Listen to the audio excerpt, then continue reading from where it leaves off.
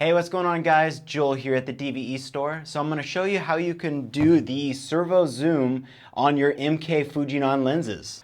So this will have the two Fujinon lenses. You get the MK, this one here is the 50-135, and then this one over here is the 18-55. And then in this kit, you're gonna get the zoom motor here from Chrosziel.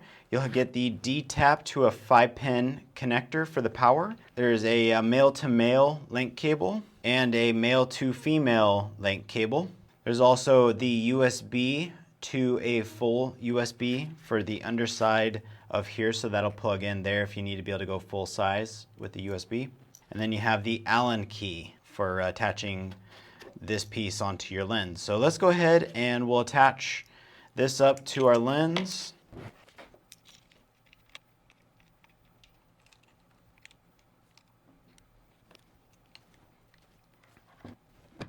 All right, so now for connecting this up with your zcam E2, we're just gonna go ahead and pop this lens on.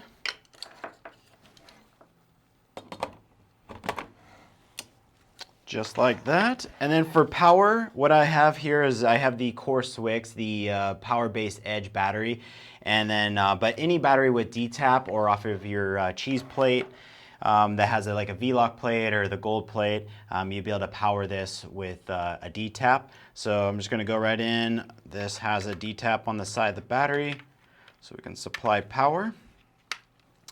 And then now we're able to control our zoom here, and I'm just using a, this is a Canon controller, but you could use a VariZoom or any controller you want to use.